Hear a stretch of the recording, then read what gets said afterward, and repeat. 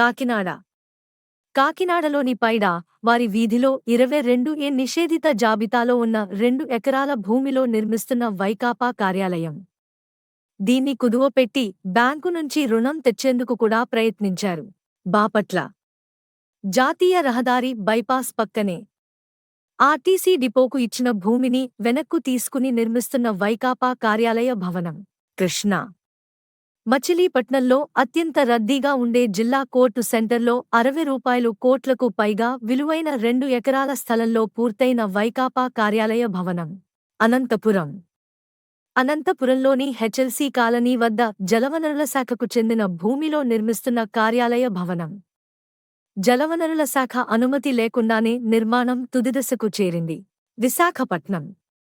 విశాఖపట్నంలోని చినగదిలి మండలం ఎండాడలో కేటాయించిన 100 కోట్ల రూపాయలు విలువైన భూమిలో పూర్తయిన వైకాపా కార్యాలయ నిర్మాణం. దీనికోసమే లా కళాశాల రోడ్డును 80 అడుగుల నుంచి 100 అడుగులకు విస్తరించారు. చిత్తూరు నగరంలో వైకాపా కార్యాలయ నిర్మాణానికి కేటాయించిన 2 ఎకరాల స్థలం. శ్రీ సత్యసాయి పుట్టపర్తి విమానాశ్రయం ఎదురుగా అనుమతులు లేకుండానే దాదాపు నిర్మాణం పూర్తయిన వైకాపా కార్యాలయ భవనం. అక్కడున్న గుట్టను తొలగించి దీన్ని నిర్మించారు. తూర్పు గోదావరి జిల్లా రాజమహేంద్రవరంలో రోడ్లు భవనాల శాఖకు చెందిన 2 ఎకరాల స్థలంలో నిర్మిస్తున్న భవనం.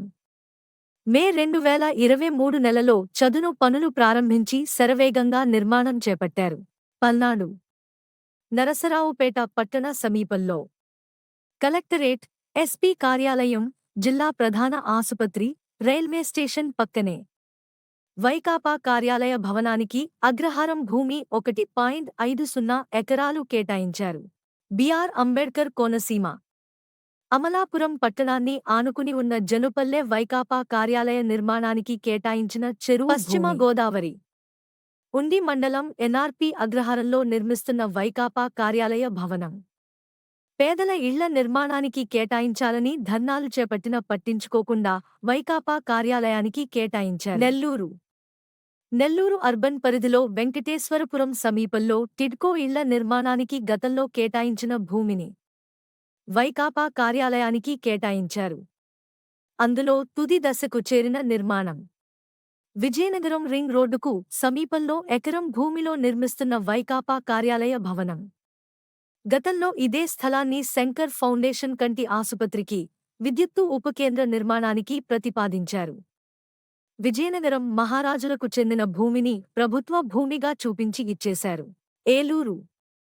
ఏలూరు నడిబొడ్డున రైల్వే స్టేషన్కు కూతవేటు దూరంలో క్రీడా ప్రాధికార సంస్థకు చెందిన స్థలంలో నిర్మించిన కార్యాలయ భవనం. అన్ని హంగులతో ప్రారంభానికి సిద్ధమైంది. కర్నూలు నడిబొడ్డున 5 రోడ్ల కూడలిలో 1.60 ఎకరాల్లో అనుమతులు లేకుండా నిర్మిస్తున్న భవనం. 100 కోట్ల రూపాయలు విలువైన ఈ భూమిని గతంలో ఏపీ అగ్రోస్కు కేటాయించగా దాన్ని తిరిగి తీసుకుని వైకాపాకు ఇచ్చారు. పార్వతీపురం పట్టణ పరిధిలోని కొత్త బెలగాంలో వైకాపాకు కేటాయించిన 1.18 ఎకరాల్లో కడుతున్న కార్యాలయ భవనం. జలవనరుల శాఖ ఆధ్వర్యంలో రైతులకు సాగునీటి వినియోగంపై శిక్షణా కేంద్ర నిర్మాణానికి గతంలో ప్రతిపాదించారు.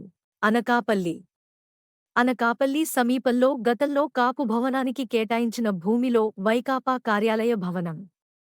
స్థానికులు వ్యతిరేకించినా లెక్క చేయకుండా కేటాయించారు. నంద్యాలలోని ఎకరా స్థలంలో నిర్మాణం ప్రారంభించిన వైకాపా కార్యాలయ భవనం.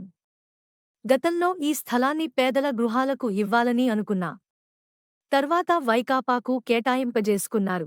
అన్నమయ్య రాయచోటిలో గయాళు భూముల్ని ఏడబ్ల్యూ భూమిగా మార్చి మరీ వైకాపా కార్యాలయానికి కేటాయింపులు చేశారు. నిర్మాణానికి ఎలాంటి అనుమతులు లేవు. శ్రీకాకుళం జిల్లా పెద్దపాడు గ్రామంలో 1.50 ఎకరాల్లో జాతీయ రహదారికి ఆనుకుని నిర్మిస్తున్న కార్యాలయ భవనం. ఇది మాజీ మంత్రి ధర్మాన ప్రసాదరావు ఇంటికి సమీపంలోనే ఉంది. ఎన్టీఆర్ విజయవాడలో అత్యంత రద్దీగా ఉండే విద్యాధరపురంలోని సితార సెంటర్ సమీపంలోనే రూ. 50 కోట్లకు పైగా విలువైన భూముల్లో నిర్మిస్తున్న వైకాపా కార్యాలయ భవనం. అప్పట్లో మాజీ మంత్రి వెల్లంపల్లి శ్రీనివాస్ చక్రం తిప్పి ఈ వైఎస్సార్ కడపలో కర్నూలు తిరుపతి ఆరువరసల జాతీయ రహదారి పక్కనే కడప నగర ముఖద్వారంలో నిర్మిస్తున్న వైకాపా కార్యాలయం ఎలాంటి అనుమతులు లేకుండానే శరవేగంతో తిరుపతి రేణిగుంట మండలం కుర్రకాల్వలోని పారిశ్రామికవాడలో ఏపీఏసీకి చెందిన 2 ఎకరాల భూమిలో నిర్మాణం పూర్తయిన వైకాపా కార్యాలయ భవనం అనుమతుల్లేకుండానే ఊరూరా వైకాపా ప్యాలెస్లు బెంగళూరు, హైదరాబాద్, తాడేపల్లి, ఇడుపులపాయ ఇలా ఊరూరా రాజప్రాసాదాన్ని తలదన్నే సొంత ప్యాలెస్లు ఎక్కడ చూసినా భూములు రూ. కోట్ల ప్రాజెక్టులు, కంపెనీలు, ఆస్తులు. అయినా వైకాపా అధ్యక్షుడు జగన్ ధనదాహం తీరలేదు.